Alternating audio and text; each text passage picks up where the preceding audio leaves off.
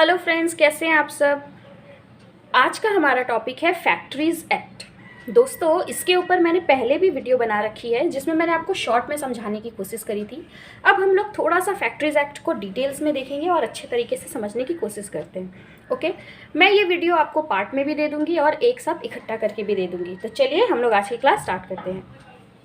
दोस्तों, सबसे पहले समझते हैं फैक्ट्रीज़ एक्ट आया था 1948 में, यानी कि ये ठीक हमारा जब देश आज़ाद हुआ उसके 1 साल के अंदर अंदर ये एक्ट आ गया।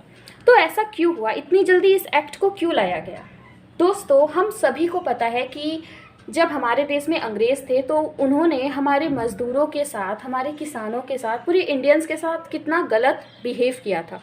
ठीक है, हर लोगों को उन्होंने बहुत ज़्यादा ही तड़पाया था, परेशान किया था। तो वहाँ पर मज़दूरों की हालत को देखते हुए आज़ादी के ठीक 1 साल के अंदर में फैक्ट्रीज़ एक्ट आया, जहाँ पर मेन फोकस दिया गया लेबर्स को।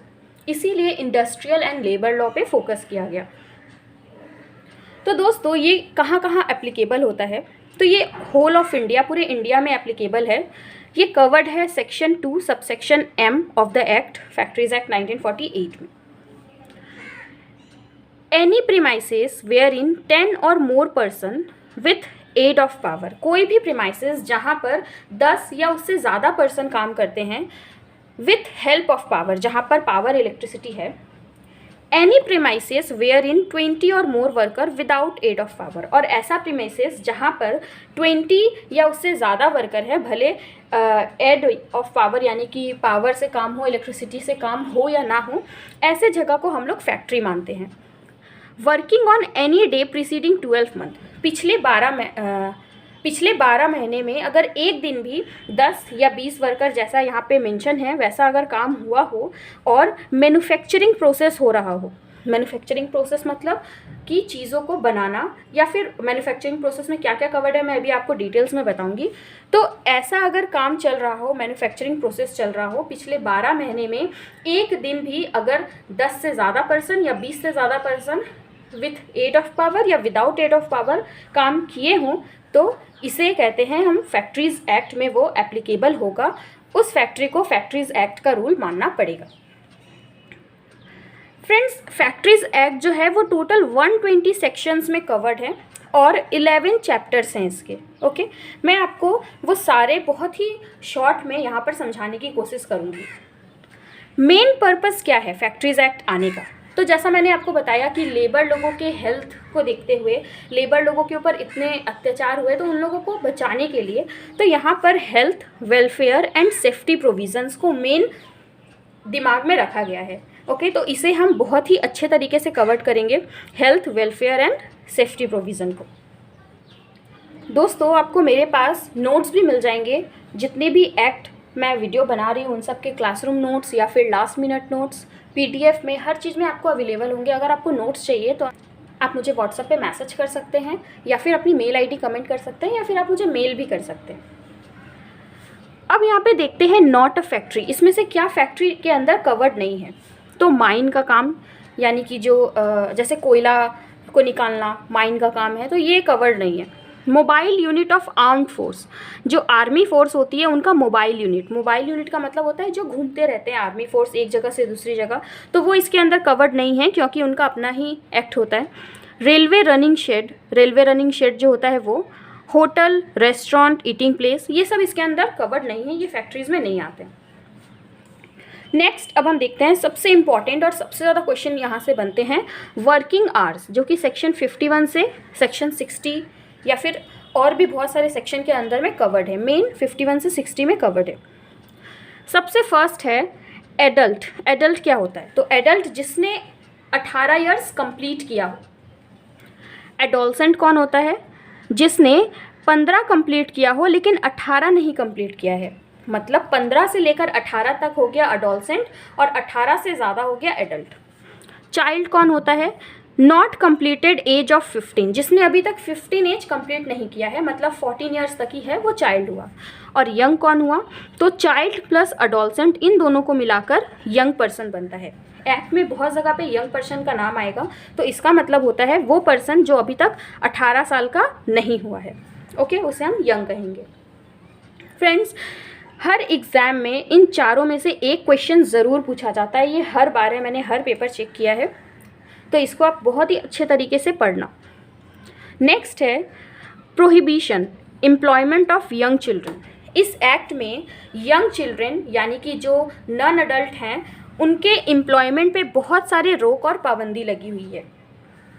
नेक्स्ट है non adult workers to carry on tokens.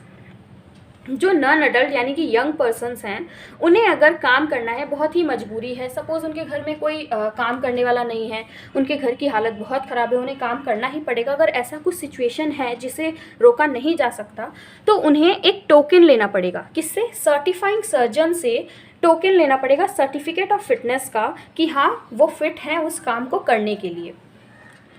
Children only 4.5 hours, no night shift.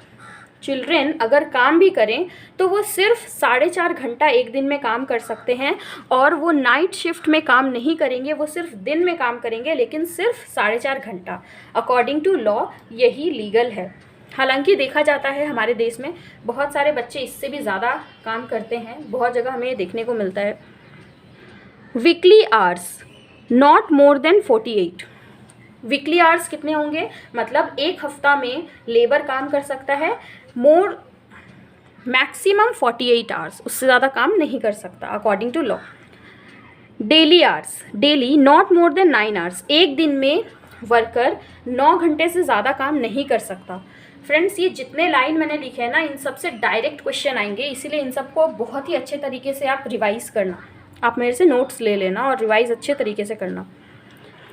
Interval, जो बीच में ब्रेक होता है काम करते करते, तो कोई भी काम, सपोज़ अगर 8 घंटे का काम या 9 घंटे का काम है एक दिन का, तो लगातार काम नहीं कर सकता, उसे 5 घंटे के अंदर में हाफ आवर का रेस्ट लेना ही पड़ेगा। जो एम्प्लॉयर है उसे लेबर को आधे घंटे का रेस्ट देना ही पड़ेगा, लगातार 9 घंटे काम नहीं करा सकता, और वो रेस्ट का टाइम 5 घंटे के अंदर ही देना पड़ेगा। मतलब ऐसा नहीं है कि आपने 6 घंटे काम करा लिए उसके बाद आप आधे घंटे का रेस्ट दे रहे हो, ऐसा नहीं। 5 घंटे लगातार काम नहीं कर सकता, उसके अंदर ही आपको रेस्ट देना पड़ेगा हाफ आवर का। फिर है spread over not more than 10.5 our.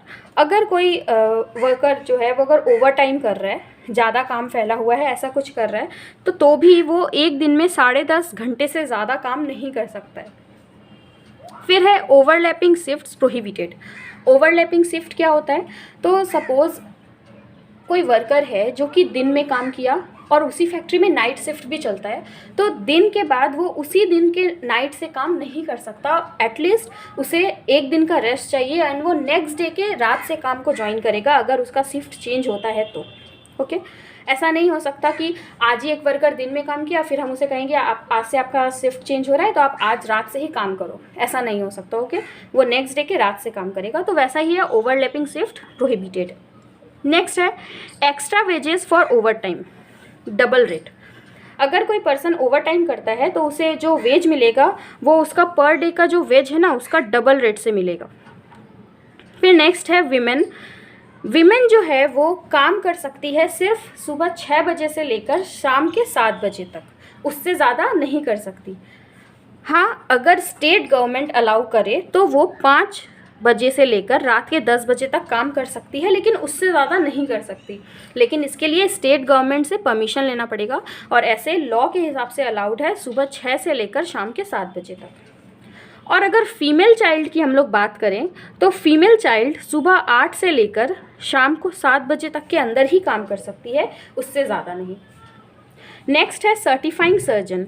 Certifying surgeon certificate of fitness देता है यंग पर्सन्स को, जो कि वैलिड रहता है 12 मंथ्स तक।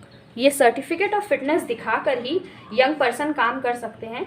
इसमें मेंशन रहता है कि हाँ वो पर्सन उस काम के लिए फिट है या नहीं है। ओके, सर्टिफिकेट ऑफ फिटनेस जो कि कवर्ड है सेक्शन 69 में। Non adult need it. जो नॉन अडल्ट होते हैं यानी कि यंग पर्सन, उन्हें इसकी ज़रूरत होती है। और इसका जो फ़ी है, जो सर्टिफाइंग सर्जन है वो सर्टिफिकेट ऑफ फिटनेस देगा, तो इसका fee can't be recovered from child और यंग। जो चाइल्ड और यंग पर्सन है उनसे इस सर्टिफिकेट ऑफ फिटनेस का फ़ीस नहीं लिया जा सकता। मतलब इसका फ़ीस कौन पे करेगा? एम्प्लॉयर, एम्प्लॉय पे नहीं करेगा।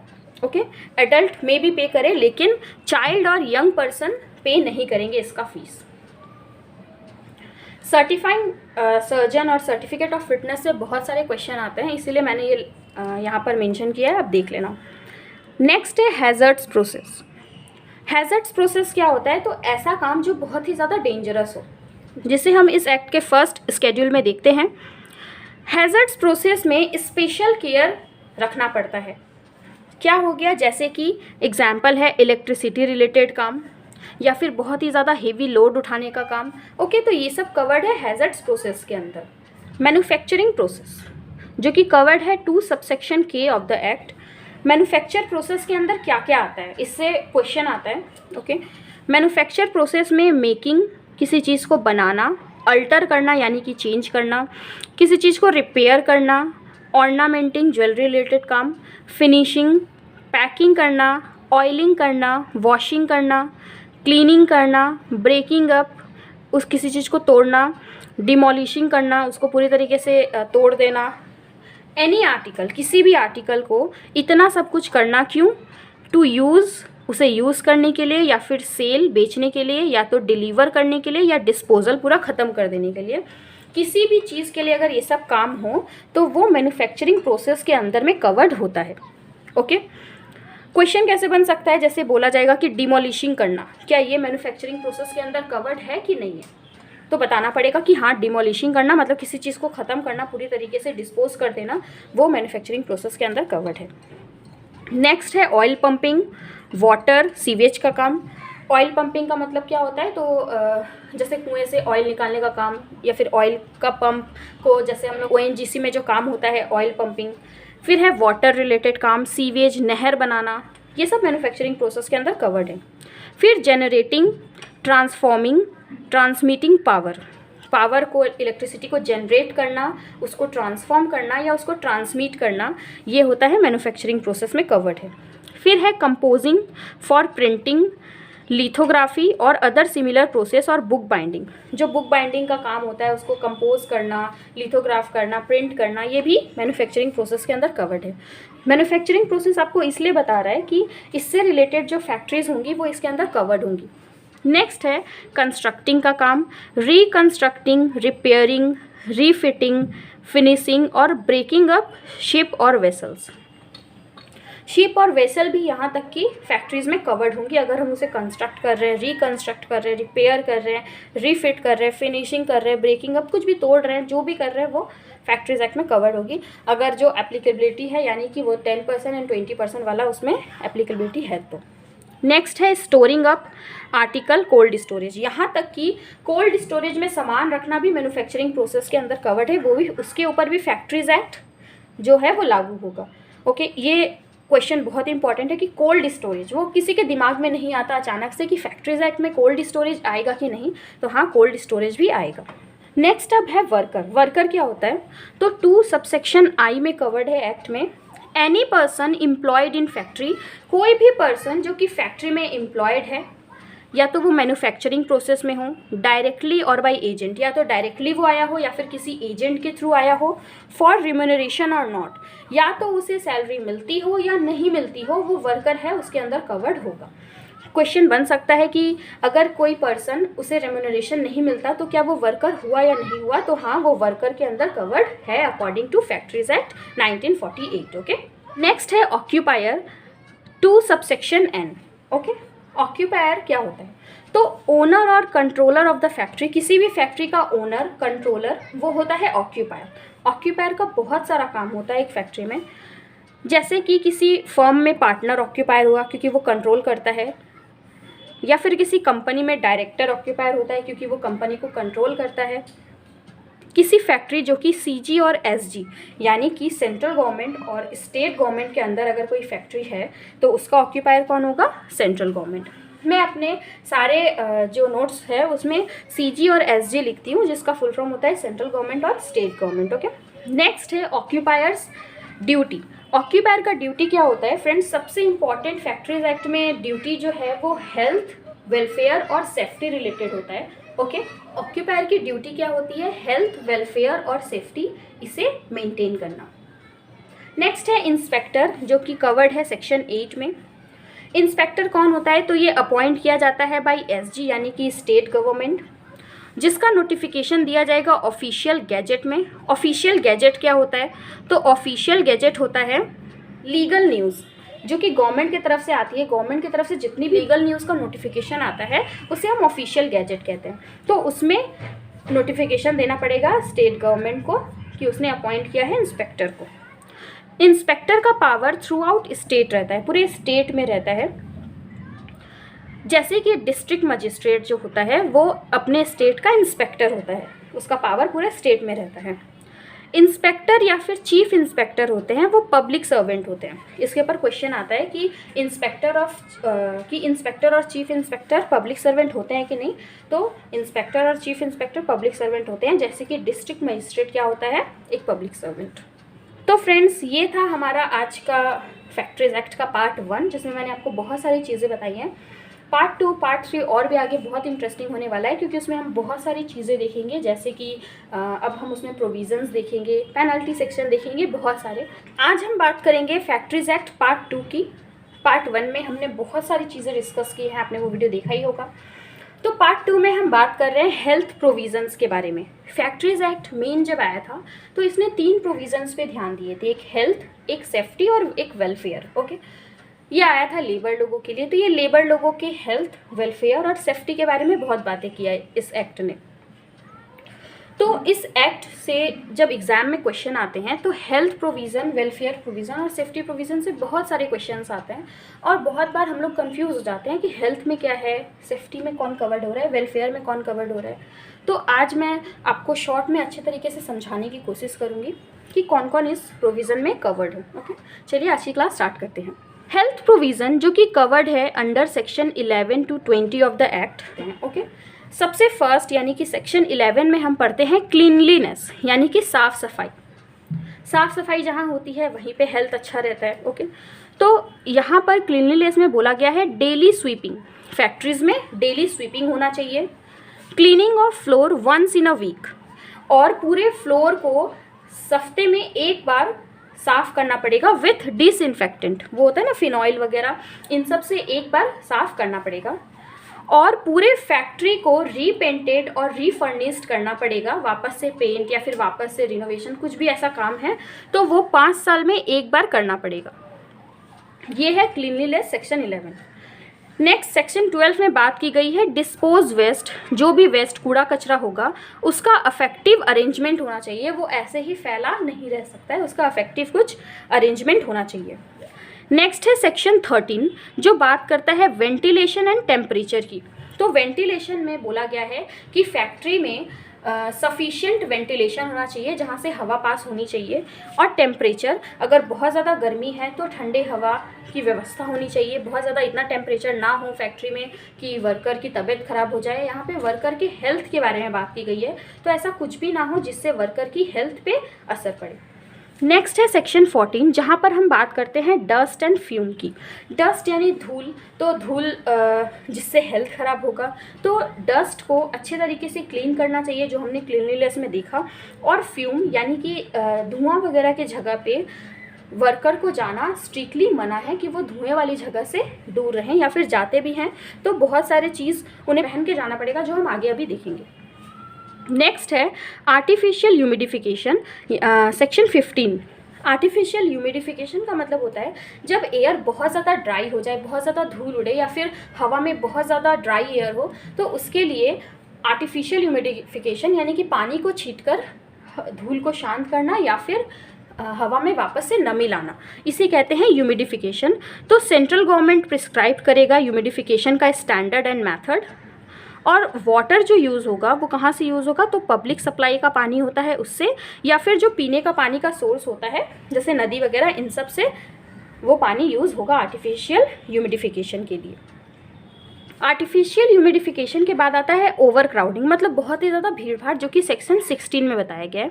तो ओवर क्राउडिंग नहीं होना चाहिए at least 14.2 cubic metre space for every worker. हर वर्कर के लिए at least minimum 14.2 cubic metre space होना चाहिए। इससे क्वेश्चन आते हैं 14.2 cubic metre. Okay, over crowding नहीं होनी चाहिए। फ्रेंड्स, मैं जो वीडियो बना रही हूँ अगर उससे रिलेटेड नोट्स आपको चाहिए तो आप मुझसे कांटेक्ट ज़रूर करें, या तो आप मुझे व्हाट्सअप पे मैसेज कर सकते हैं, आपको डिस्क्रिप्शन बॉक्स में सबकी लिंक मिल जाएगी, या फिर आप मुझे मेल कर सकते हैं, या आप अपनी मेल आईडी मुझे कमेंट कर सकते हैं। नेक्स्ट है लाइटिंग, सेक्शन 17 में कवर्ड है। लाइटिंग का arrangement suitable and sufficient lighting होना चाहिए। अंधेरा जगह ऐसा नहीं होना चाहिए, लाइटिंग की पूरी व्यवस्था होनी चाहिए। ऑल ग्लेज्ड विंडो, जिस विंडो में से ग्लेज्ड मारता हो वो क्लीन रखना चाहिए, बोथ साइड, दोनों साइड से। Effective measures for prevent reflection, अगर विंडो से सनलाइट का रिफ्लेक्शन हो रहा हो तो ऐसा नहीं होना चाहिए, क्योंकि रिफ्लेक्शन से आँखों में जोर पड़ेगा और वर्कर के हेल्थ पे असर पड़ सकता है, तो ऐसा नहीं होना चाहिए। नेक्स्ट है drinking water. Drinking water covered है सेक्शन 18 में। Drinking water marked drinking water, जहाँ पे भी ड्रिंकिंग वाटर रखा हो वहाँ पर ड्रिंकिंग वाटर बड़े बड़े अक्षर में लिख देना चाहिए। ऐसा लैंग्वेज जो वर्कर को समझ में आती हो, जो वहाँ की रीजनल लैंग्वेज हो, उस भाषा में ड्रिंकिंग वाटर लिख देना चाहिए, ताकि उन्हें पता चल सके कि यहाँ पर पानी है। 250 और मोर वर्कर, अगर किसी भी फैक्ट्री में 250 से ज़्यादा वर्कर हों तो वहाँ पर ये ऑक्यूपायर की जिम्मेदारी है कि वो कूल ड्रिंकिंग वाटर की व्यवस्था करे। फिर है टॉयलेट, सेक्शन 19। सफिशिएंट टॉयलेट्स की व्यवस्था होनी चाहिए, और मेल और फीमेल के लिए सेपरेट वॉशरूम्स होने चाहिए, और वो वॉशरूम में लाइट एंड वेंटिलेटेड बहुत ही अच्छे तरीके से व्यवस्था होनी चाहिए, क्लीन रहना चाहिए, और उसके लिए एक स्वीपर इंगेज्ड होना चाहिए उसके साफ़ सफाई के ध्यान के लिए। लास्ट सेक्शन यानी कि सेक्शन 20 बताता है हमें स्पीटून्स के बारे में। स्पीटून्स, जहाँ पर वर्कर्स लोग थूकते वगैरह हैं, तो ऐसी जगह की भी व्यवस्था होनी चाहिए। कितने स्पीटून्स होने चाहिए ये स्टेट गवर्नमेंट बता सकता है, किस जगह पे रखे जाएंगे ये भी स्टेट गवर्नमेंट प्रिस्क्राइब कर सकता है। और अगर स्पीटून्स का गलत इस्तेमाल हो या फिर वर्कर स्पीटून्स की जगह कहीं और थूकते ऐसा कुछ हो, तो उनसे मैक्सिमम या मिनिमम फ़ाइन जो है वो 5 रुपीज़ लिया जा सकता है। ओके फ्रेंड्स, तो ये था हमारा आज का फैक्ट्रीज एक्ट पार्ट 2, जहाँ पर मैंने आपको हेल्थ प्रोविजंस बताने की कोशिश की, जहाँ पर हमने सेक्शन 11 से 20 तक देखा, यानी कि क्लीनलीनेस, वेस्ट को लेकर, वेंटिलेशन को लेकर, डस्ट एंड फ्यूम को लेकर, आर्टिफिशियल ह्यूमिडिफिकेशन को लेकर, overcrowding, lighting, drinking water, toilets and spittoons. Okay, 11 से 20 सेक्शन हमने देखा, यानी कि टोटल इसमें हमने 10 सेक्शंस देखे हैं। ओके, तो आप इसको ज़रूर रिवाइज करना, आप मुझसे नोट्स ले लेना। ओके, और अगर वीडियो अच्छी लगी तो कमेंट करना ना भूले, चैनल को लाइक कर दें, सब्सक्राइब कर दें, जिससे मैं जो भी वीडियोस दूँ वो फटाफट आप तक पहुंच जाए। अभी मैं बहुत सारे प्रोविजंस आपको बताऊंगी नेक्स्ट पार्ट में, जैसे कि सेफ्टी प्रोविज़न, वेलफेयर प्रोविज़न।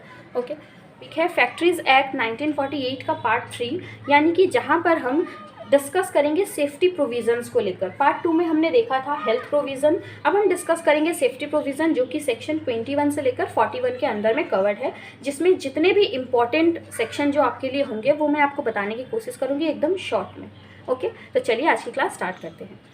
सबसे फर्स्ट सेक्शन यानी कि सेक्शन 21, जहाँ पर बात की गई है फेंसिंग ऑफ मशीनरी की, मतलब मशीन के चारों तरफ फेंस करना, कुछ उसको कवर करके रखना, जैसे कि इलेक्ट्रिक जनरेटर या फिर वाटर टरबाइन, प्राइम मूवर, जो कि बहुत ही डेंजरस पार्ट होता है मशीन का, उसे अच्छी तरीके से फेंस करके रखना। ऐसा क्यों करना? जिससे किसी भी वर्कर को किसी तरह की प्रॉब्लम ना हो, क्योंकि यहाँ पर हम बात कर रहे हैं सेफ्टी प्रोविजंस की। तो सेफ्टी में हम वर्कर की सेफ्टी को ध्यान रखते हुए डिसीजंस लेंगे। ओके, नेक्स्ट है सेक्शन 22, जो बात करता है work on near machinery in motion. जब मशीनरी मोशन में हो, मशीनरी काम कर रही हो, उस टाइम विमेन और young not allowed to clean, lubricate और एडजस्ट। जिस टाइम मशीन मोशन में हो, काम कर रही हो, उस टाइम विमेन और यंग पर्सन, यंग यानी जो नॉन अडल्ट हैं, वो अलाउड नहीं है कि वो उस मशीन को उस वक्त क्लीन करें या लुब्रिकेट करें या उस मशीन को एडजस्ट करें। लुब्रिकेट मतलब होता है मशीन को चिकना करने के लिए जो हम लोग यूज़ करते हैं कुछ सामान, वो सब ऑयलिंग करना मशीन में, ये सब। नेक्स्ट है employment young dangerous machine, no training, yes. अगर कोई डेंजरस मशीन है तो उसमें यंग पर्सन को एम्प्लॉयमेंट करने की मनाही है, वो नहीं कर सकता। लेकिन अगर उसे प्रॉपर ट्रेनिंग दी गई है तो हाँ, वो उस मशीन के पास काम कर सकता है, अगर किसी एक्सपीरियंस पर्सन ने ट्रेनिंग दी हो। ये कवर्ड है सेक्शन 23 के अंदर। नेक्स्ट हम बात करेंगे स्ट्राइकिंग गियर की, जो कि कवर्ड है सेक्शन 24 में। स्ट्राइकिंग गियर का मतलब होता है फ्रेंड्स, जैसे कि हमारे घर में मेन लाइट होता है, जैसे कि हमारे घर में मेन फ्यूज़ होता है, मेन लाइट जब हमें लाइट बंद करनी होती है तो हम मेन फ्यूज़ जो होती है मेन लाइट को बंद कर देते हैं तो सारी लाइट बंद हो जाती है। तो फैक्ट्री में वही होती है स्ट्राइकिंग गियर।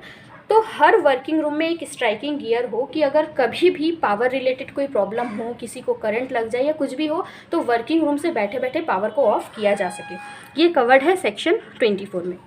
नेक्स्ट है डेंजरस मशीन, कवर्ड सेक्शन 26 में। जितने भी डेंजरस मशीन हैं उसे अच्छे तरीके से कवर्ड किया जाना चाहिए, जिससे किसी भी वर्कर को प्रॉब्लम ना हो। कवर्ड है सेक्शन 26 में। अब हम बात करते हैं हॉइस्ट एंड लिफ्ट की। हॉइस्ट और लिफ्ट जो कि कवर्ड है सेक्शन 28 में। तो जो लिफ्ट होती हैं वो गुड कंडीशन में होनी चाहिए और हर 6 महीने में एक बार एग्जामिन किया जाना चाहिए कि लिफ्ट सही से काम कर रहा है या नहीं। जो लिफ्ट का गेट होगा वो इंटरलॉक्ड होना चाहिए। जब लिफ्ट मूविंग कंडीशन में हो तो उसका गेट लॉक्ड हो ताकि कोई भी वर्कर गिरे ना। और लिफ्ट में जो मैक्सिमम वेट लिफ्ट कैरी कर सकता है वो वहाँ पर अच्छे तरीके से सही लैंग्वेज में डिस्क्राइब कर दिया जाना चाहिए कि मैक्सिमम इतना वेट लिफ्ट में आ सकता है। अब हम बात करेंगे lifting machines, chains, ropes, section 29 में जो कवर्ड है। जो लिफ्टिंग मशीन्स होते हैं ना फ्रेंड्स, चेन जो हम कंस्ट्रक्शन साइट पे देखते हैं कि हेवी लोड को उठाने के लिए मशीन वगैरह होती है, चेन उसमें लगे रहते हैं, तो वो जो है वो 12 मंथ में एक बार अच्छे तरीके से एग्जामिन किए जाने चाहिए कि वो सही तरीके से मेंटेन्ड है या नहीं है। नेक्स्ट है एक्सेसिव वेट, सेक्शन 34 में कवर्ड है कि हर वर्कर को कि वो कितना वेट उठाएगा मैक्सिमम, ये डिस्क्राइब होना चाहिए। किसी भी वर्कर को ज़्यादा वेट जो उससे कैरी नहीं किया जा सकता वो उसे कैरी करने की ज़रूरत नहीं है। एसजी यानी कि स्टेट गवर्नमेंट प्रोवाइड करेगा डिटेल कि हर वर्कर कितना वेट कैरी कर सकता है मैक्सिमम। नेक्स्ट है आई प्रोटेक्शन डिवाइस जो कि कवर्ड है सेक्शन 35 में। हर वर्कर जो कि सपोज़ बहुत ज़्यादा इलेक्ट्रिसिटी के पास काम कर रहा हो या फिर झलाई जैसा वैसा कुछ काम हो जिससे उसकी आंखों में कुछ प्रॉब्लम हो सकती है तो उसे आई प्रोटेक्शन डिवाइस दिया जाना चाहिए। नेक्स्ट है अगर किसी भी चेम्बर जहाँ पर बहुत सारा गैस फ्यूम यानी कि धुआं, जहरीला गैस जो कि उसके लंग्स के लिए प्रॉब्लम करे, वर्कर के लंग्स के लिए, तो उस जगह पे उसे जाने का अलाउड नहीं है जब तक उसे ब्रीथिंग अपैरेटस यानी कि मास्क वगैरह अच्छे तरीके से प्रोवाइड नहीं किया जाए। कवर्ड है सेक्शन 36 में। नेक्स्ट है electric light exceeding 24 volts not allowed, section 36A। 36A बोलता है कि जहाँ पर भी किसी भी रूम में अगर लाइट 24 वोल्ट से ज़्यादा है तो ये अलाउ नहीं होगा। मतलब लाइट जो है वो 24 वोल्ट से कम होनी चाहिए तभी वर्कर उस जगह पे काम करेगा। नेक्स्ट है केस ऑफ फायर। अगर ऐसा कुछ हो कि फायर हो तो उस टाइम पे प्रिकॉशंस पहले से ही लिया जाना चाहिए, जो कि कवर्ड है सेक्शन 38 में, जो बोलता है कि सेफ्टी एग्जिट का व्यवस्था होना चाहिए कि फायर लगने पर वर्कर कहाँ से निकलेंगे, और इफेक्टिव मीज़र भी लिया जाना चाहिए कि फायर लगने के पहले ही फायर को कैसे बुझाया जाए, तो इसके लिए मीज़र्स पहले से ही प्रिकॉशंस लिए जाने चाहिए। लास्ट सेक्शन 40B बोलता है जहाँ पर 1000 और मोर वर्कर हों तो वहाँ पर ऑक्यूपायर को एक सेफ्टी ऑफिसर अपॉइंट करना पड़ेगा। 1000 और मोर वर्कर अगर किसी फैक्ट्री में काम कर रहे हैं तो वहाँ पर सेफ्टी ऑफिसर होगा जो कि सेफ्टी प्रोविज़न्स को ध्यान रखेगा। तो सेफ्टी प्रोविज़न्स में हमने क्या क्या देखा, यहाँ पर हमने देखा फेंसिंग ऑफ मशीनरी के बारे में। अगर कोई मशीन मोशन में काम कर रहा है तो उसमें विमेन और यंग नहीं जाएंगे। फिर कोई भी यंग पर्सन डेंजरस मशीन के पास काम नहीं करेगा, अगर ट्रेनिंग है तो ही काम करेगा। फिर हमने स्ट्राइकिंग गियर के बारे में देखा। फिर हमने देखा कि जो हॉइस्ट और लिफ्ट है वो गुड कंडीशन में होना चाहिए, 6 मंथ में एक बार उसको एग्जामिन होना चाहिए। फिर जो लिफ्टिंग मशीन्स, रोप्स होती हैं वो 1 साल में एक बार चेक किया जाना चाहिए। फिर वर्कर एक्सेसिव वेट नहीं उठाएगा। फिर वर्कर को आई प्रोटेक्शन डिवाइस मिलनी चाहिए। वर्कर अगर किसी जहरीले धुएं वाली जगह जाता है तो उसे ब्रीथिंग अपैरेटस देना चाहिए। इलेक्ट्रिसिटी लाइट 24 वोल्ट से ज़्यादा नहीं होनी चाहिए। अगर फायर लगे तो उसके पहले प्रिकॉशंस के लिए मीज़र्स लेने चाहिए। और 1000 और मोर वर्कर हो तो एक सेफ्टी ऑफिसर अपॉइंट करना पड़ेगा। तो फ्रेंड्स ये थे कुछ सेफ्टी प्रोविज़न्स। ओके, जिससे एग्ज़ाम में बहुत सारे क्वेश्चन पूछे जाते हैं और ये हमारे नॉलेज के लिए भी ज़रूरी है और हमारे एग्ज़ाम पॉइंट ऑफ व्यू से भी ज़रूरी है। तो फ्रेंड्स, आपको कैसा लगा आप मुझे कमेंट करके ज़रूर बताएं। अगर आपको नोट्स चाहिए इससे रिलेटेड तो आप प्लीज़ मुझे मेल कर सकते हैं या फिर आप मुझे व्हाट्सएप पे मैसेज कर सकते हैं या फिर आप मुझे कमेंट में अपना मेल आईडी बता सकते हैं। और फ्रेंड्स, अगर वीडियो अच्छी लगी तो लाइक ज़रूर करें, चैनल को सब्सक्राइब कर दें जिससे मैं जो भी वीडियोस दूँ वो आप तक पहुंच जाएं। आज हम डिस्कस करेंगे फैक्ट्रीज़ एक्ट 1948 के पार्ट 4 यानी कि वेलफेयर प्रोविजंस के बारे में। पार्ट 3, पार्ट 2 सब में हमने safety provisions, health provisions and बहुत सारे चीज़ के बारे में जाना अच्छे से। और आज हम डिस्कस करने वाले हैं वेलफेयर प्रोविजंस जो कि कवर्ड है सेक्शन 42 से लेकर 49 तक। तो चलिए आज की क्लास स्टार्ट करते हैं। 42 सेक्शन जो वेलफेयर है, यहाँ पर बात किया जाता है कि किस तरीके से हम वर्कर्स के वेलफेयर के बारे में सोच सकते हैं। तो फ्रेंड्स, वर्कर को वॉशिंग फैसिलिटी मिलनी चाहिए जो कि कवर्ड है सेक्शन 42 में, जहाँ पर बोला जाता है कि उन्हें एडिकेट फैसिलिटी मिलनी चाहिए और washing facility male and female दोनों के लिए सेपरेट होना चाहिए।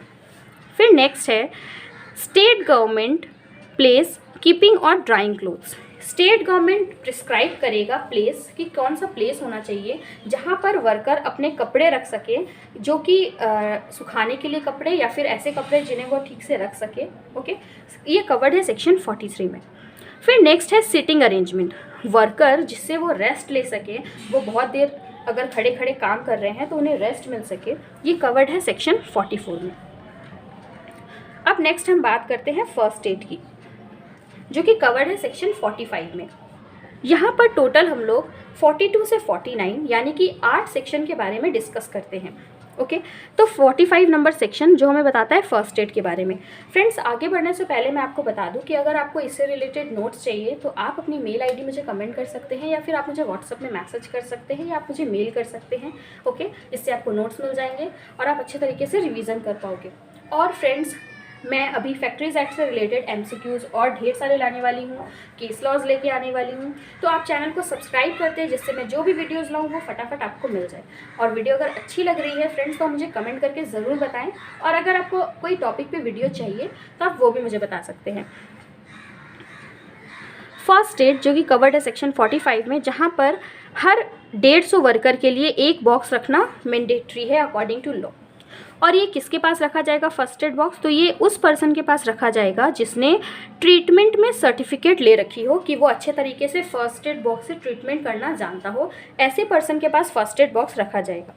जहाँ पर जिस फैक्ट्री में 500 या उससे ज़्यादा वर्कर हों तो वहाँ पर एक एम्बुलेंस रूम की व्यवस्था होनी चाहिए विथ नेसेसरी इक्विपमेंट, जितने भी ट्रीटमेंट के लिए ज़रूरी इक्विपमेंट है वो रखा जाना चाहिए, और मेडिकल स्टाफ भी अगर ज़रूरत हो तो वो भी रखे जाने चाहिए। नेक्स्ट हम देखते हैं जहाँ पर 250 या उससे ज़्यादा वर्कर, 250 या उससे ज़्यादा वर्कर हो तो वहाँ पर फैक्ट्री को एक कैंटीन फैसिलिटी देनी पड़ेगी जहाँ पर उनके खाने पीने की व्यवस्था हो, जो कि कवर्ड है सेक्शन 46 में।